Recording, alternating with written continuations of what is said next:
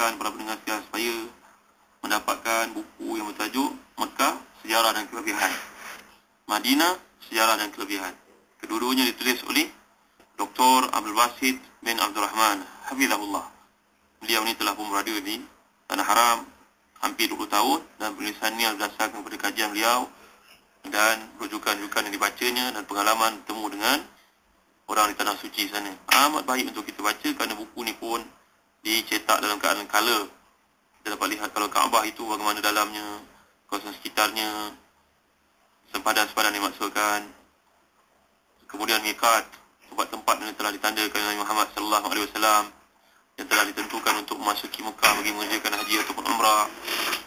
Sebagai sejarah Mekah dan masjid-masjid yang pernah ada dalam Mekah ini, sebagai contohnya Masjid Al-Jin yang Nabi sallallahu alaihi wasallam pernah berdakwah di situ dan seorang sahabat yang mengikuti Nabi Muhammad telah pun dipagari oleh Nabi SAW dengan satu line dan tidak dibenarkan kepada Abdullah ini untuk keluar, bimbang nanti akan diapa-apakan oleh golongan jin. Bacalah buku Sejarah Mekah, Mekah, Sejarah dan Kelebihan yang penuh dengan color ni, saudara pendengar ini mulia Allah sekalian. Jadi sempadan Tanah Haram ini kalau kita lihat telah pun diletakkan pegawai-pegawai kerajaan bahagian immigrationnya berkaitan dengan pasport untuk melihat siapa saja yang akan memasuki Tanah Haram. Sampai ke hari ini Alhamdulillah, mudah-mudahan sampai seterusnya tidak akan ada siapa pun musyrik yang dapat menyamar untuk memasuki Mekah, yang dapat memasuki Mekah. Adalah beberapa orang Kristian yang berjaya memasuki Mekah dengan berpura-pura memakai identiti Islam, sebagai contohnya apa yang ditulis oleh Profesor Allahyarham Dr. Hamka dalam Tafsir Al-Azhar, seorang profesor dari Belanda yang bernama Profesor Snouck Gronje. Snouck Gronje, payah nak sebut ni. S-N-O-U-C-H H-O-U-C-K-R-O-N-J-E, Snouck Gronje. Dia telah pun memperlengkapkan studinya tentang Islam apabila beliau memasuki Islam secara pura-pura, secara nifak, menukar namanya kepada Abdul Ghaffar Snouck Al-Hollandi. Dia telah berjaya berada di Mekah tanpa dapat dikesan bahawa dia seorang Kristian selama 4 tahun. Dan ada ramai lagi yang berjaya memasuki Mekah dengan identiti yang berpura-pura ini, seperti ini ditulis oleh para ulama Islam. Contohnya bernama Van de Poel. Beliau juga seorang Kristian yang masuk Islam, dan ada juga seorang ejen English yang cuba untuk mempengaruhi Ibn Saud yang pernah menjadi raja di Saudi ini, bernama Sir John Philby. Dia hidup memakai nama orang Arab dengan nama Sheikh Abdullah Philby. Allahu'alam, kita tidak tahu sejauh mana kebenaran keturunan Islam orang-orang seperti ini. Tapi yang pentingnya, ini adalah cara untuk mengelakkan Tanah Haram itu daripada dicemari. Kadang-kadang musuh Islam menuduh dengan mengatakan bahawa Islam telah dijalankan dengan paksaan. Orang musyrik ini tidak boleh lagi masuki Mekah, tidak boleh tawaf, tidak boleh mengerjakan haji. Orang musyrikun penyembah berhala tidak dibenarkan untuk masuki Mekah. 23 tahun mereka menentang Islam, memerangi Allah dan Rasulnya. Akhirnya mereka kalah dan Islam berkuasa. Maka berdirilah Islam sebagai satu pemerintahan. Setelah mereka kalah, kedudukan mereka tidak diakui lagi. Ini bukan satu perkara yang dipaksakan, saudara. Sebab pemeluk agama yang rasmi, Yahudi, Kristian, masih lagi diakui. Kalaulah seorang itu berfikir secara jernih, berfikir secara telus, dengan kajian kepada ilmu sosiologi sebagai contohnya, ilmu kemasyarakatan, seorang itu tak akan terburu-buru mengatakan bahawa ini merupakan satu paksaan. Bahkan sebaliknya, dia satu teladan yang mulia dalam menghadapi ideologi yang pernah dikalahkan. Artinya orang yang dikalahkan ini dia beri kesempatan yang luas, iaitu selama 4 bulan. Dengan jujur kita terangkan kepada mereka yang menentang Islam ini bahawa sebenarnya ini bukan paksaan. Bahkan mereka ni diberi peluang untuk kalau nak lawan dia 4 bulan main lawan. Dengan direbutkan kota Kaabah ini, kota Mekah ni telah pun jatuh ke tangan orang Islam, maka Islam nak kembalikan yang berada di sini, yang berada dalam kesesatan, yang pernah disesatkan oleh Amr bin Luhai. Amr bin Luhai al-Khuzai, disebut Nabi SAW, dia mengheret tali ususnya dalam api neraka kerana dialah yang pertama membawa berhala untuk disembah oleh golongan Arab. Jadi orang Arab ni sebenarnya mereka cuba nak mengikuti agama Nabi Ibrahim, iaitu agama Hanifiyatus Samha, Hanif. Tapi mereka ni telah pun diperdaya oleh syaitan, maka tugas Nabi membetulkan kesilapan tersebut, bukannya menindas. Kalau kita perhatikan dalam mana-mana ideologi di dunia, saudara yang dimuliakan Allah sekalian, penindasan kepada orang yang kalah ni berlaku di mana-mana. Cuba kita lihat. Sebagai contohnya mereka sendiri yang kononnya membuktikan, mengatakan bahawa dia pejuang hak kemasyarakatan, hak kemanusiaan. Tapi orang-orang Islam yang memusuhinya, yang tidak setuju dengan pandangan dasar mereka itu sendiri, telah pun dianiaya, dihantar ke penjara di Guantanamo, dibuat macam binatang di sana. Dah lah, ideologi itu tidak diperakui. Manusia yang cuba menentangnya juga diperlakukan macam binatang. Ada tak bukti yang menunjukkan bahawa Islam ni kejam melakukan seperti mereka? Tidak ada. Bahkan revolusi Bolshevik yang berlaku di Rusia pun memperlihatkan bagaimana kekejaman bangsa Rusia itu pada orang tak sehaluan dengannya. Kita lihat di mana-mana tempat di dunia pemusuhan disebabkan ideologi ini berlaku berpanjangan, tidak ada noktanya. Tapi Islam tidak pernah melakukan begitu.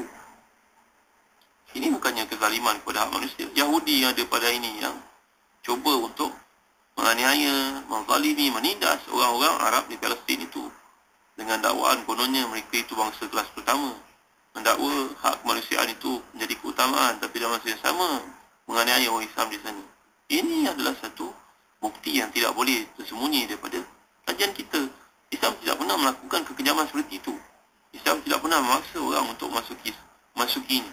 Sebab saya pernah sebutkan kepada para pendengar ini mulia Allah sekalian, apabila Allah yarham al-marhum Syekhul Akbar Syekh Ahmad Didat berdebat dengan seorang Kristian di Amerika Syarikat, dan Kristian ini cuba untuk memprovokasinya, mengatakan ayo dalam pertemuan akan datang kita adakan di Makkah, semata-mata untuk menggugat Ahmad Didat agar Ahmad Didat ini menjawab provokasinya dengan berkata bahawa Mekah tidak boleh dimasuki oleh kamu. Tapi Ahmad Didat ni Allah beri ilham kepadanya agar menjawab dalam bentuk logik, mantik yang akhirnya menyebabkan si Kristian ini menjadi hina. Jawapannya, saya nak masuk ke Amerika ini bagai-bagai pantang larang yang telah pun dilakukan untuk menyusahkan saya masuk ke sini. Berjam-jam saya ditahan di immigration. Bagai-bagai pengiktirafan perlu dibuat. Tapi kalau kamu nak masuk ke Mekah, semudah kamu mengucap kalimah syahadah, maka tidak akan ada soalan-soalan kepada kamu sedikit pun. Bahkan kamu nak duduk sana pun terus pun dibenarkan.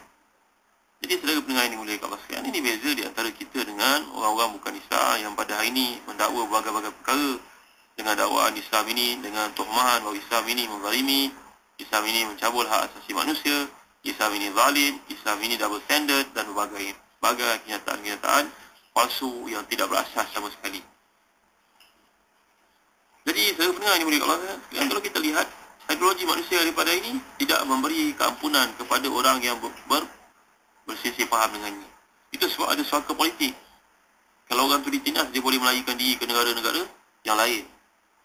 Kerana kalau duduk negara sendiri bahkan boleh dibunuh, boleh diperlakukan apa sahaja. Kerana berbeza pandangan. Dalam konteks ini tak ada pula manusia mengatakan ideologi itu kejam. Tapi kalau apa yang berlaku pada Islam, mereka akan membawa berbagai bukti untuk menyokong dakwaan yang tidak berasas itu, bagi menunjukkan bahawa Islam ini ada banyak kelemahan. Saudara pendengar ini mulia Allah sekalian. Jadi tidak ada sia-sia musyrikun itu sampai begitu keras pendirian berhala yang dipegang oleh mereka. Sebab Islam ni memberi kepada mereka peluang. Abu Sufyan sendiri yang kita lihat pada zaman kejayaan kaum musyrikin menjadi pemimpin menentang Nabi Muhammad SAW selama 10 tahun, akhirnya tunduk dan membesar hati menerima harta rampasan ghanimah yang diberikan oleh Nabi Muhammad SAW dalam perang Hunain, yang membuatkan dia kaya raya bersama dengan anak-anaknya. Begitu juga pemimpin yang lain yang tidak sehaluan dengan Nabi Muhammad SAW pada peringkat awal, akhirnya Nabi telah pelawar mereka untuk masuk Islam dalam keadaan memberi anugerah yang banyak. Seperti contohnya Hakim bin Hizam yang pernah kita ceritakan dahulu tentang kemasukannya ke dalam Islam. Antara orang yang paling lambat masuk Islam kalau kita kaji. Baik, so, ini adalah bukti bahawa Islam tidak pernah menzalimi manusia.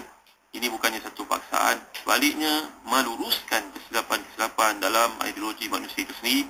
InsyaAllah kita akan lihat lebih lanjut pada kuliah akan datang. Allahu a'lam. Wa sallallahu ala sayyidina Muhammad wa ala alihi wa sahbihi wa baraka wa sallam. Walhamdulillahi rabbil alamin. Wa barakallahu bikum.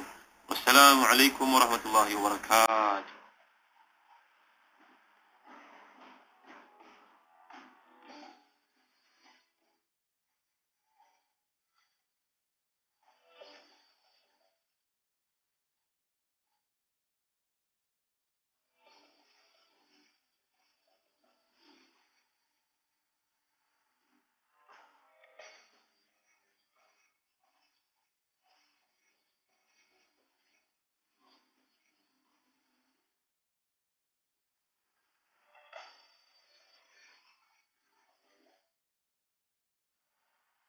awalnya teori wujud kemahalan Islam ini